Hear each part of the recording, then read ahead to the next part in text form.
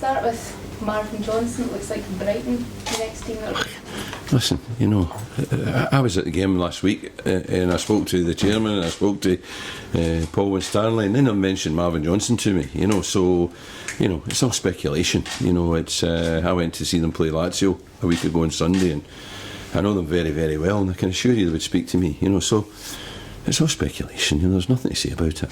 with a play like that, I assume you just expect the speculation to continue. Exactly, you know, he's got to deal with that, we've got to deal with that, but, you know, until somebody actually makes an offer, then it's not worth really paper it's written on, literally, you know. How confident are you as the time ticks on that you can hold on to?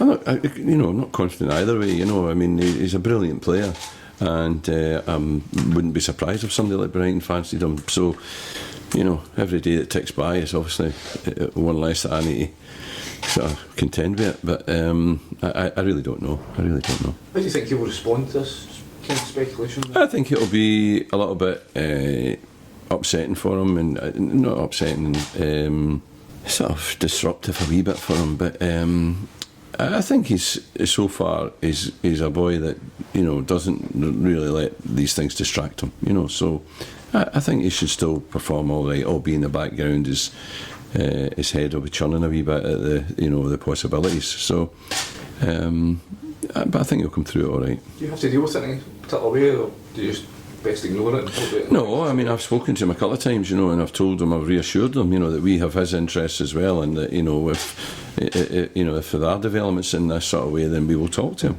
But until there are, there's not really much to be said other than, you know, sort of encouraging him that, you know, not to be distracted by it, and the best way, you know, if that's his ambition, then the best way to achieve it is by playing the way he's playing. You know, if he goes and plays as well as he's been playing, you know, against Celtic and against St Johnstone and the others before the international break and before the window closes, then, you know, who knows what can happen. But, you know, if he doesn't, then there's less likely to happen if that's what he wants. Are you likely to bring in many more? You know, if we lose any of our players, then we have to wonder how we replace them. I mean, we had a game on Saturday where, you know, when I turned and looked at the bench, with Laz being suspended, with Multi out, with Jacob Blythe not yet up and running, we had a very young and inexperienced bench. So, you know, clearly we don't have strength and depth. When we've got our best sort of 14 or 15, we feel as if we've got enough. But when it goes down to, you know, 10 or 11 and we turn to the bench, then there's not a great deal of experience. Then, yeah, of course, if we lose one of those, you know, 10, you know, 14, then we're going to have to consider how we would replace them. But, you know, until that happens, you know, we have what we think is a good scouting network. You know, we have Martin Foyle, who's done a good job in bringing in and identifying the ones that we've signed this summer.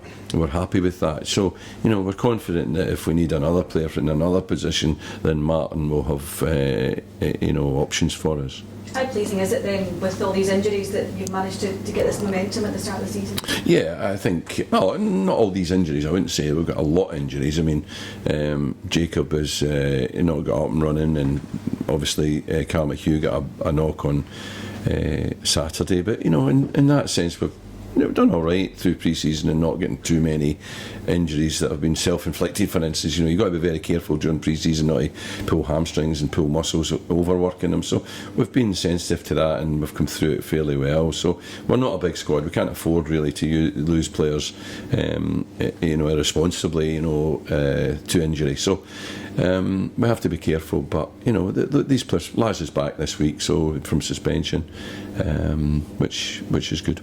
How do you feel about tomorrow night? Yeah, excited, you know, nervous. You know, you're going to Parkhead. Last time we went there, we get absolutely hammered. But we also know that we went last season and won. You know, and I would imagine that our performance tomorrow night will be much more reminiscent of the first game than the last game, because the last game was a wee bit kind of different. So, you know, we've got to go there and expect a very difficult game. I mean, I think Celtic are looking, for me, they look slightly different from they did last year, where I thought they played a, you know, very expansive quite a sophisticated kind of way of playing. This year I think it looks much more like the way we play, except they do it with really good players. And they rely on those players in the system that they're playing to play well, and they do have good players, and they do have good players that are playing well, so we can see that it's going to be a difficult game. Are the guys fired up because of what happened at the end of last season? No, I think that won't be relevant. You know, that's behind them.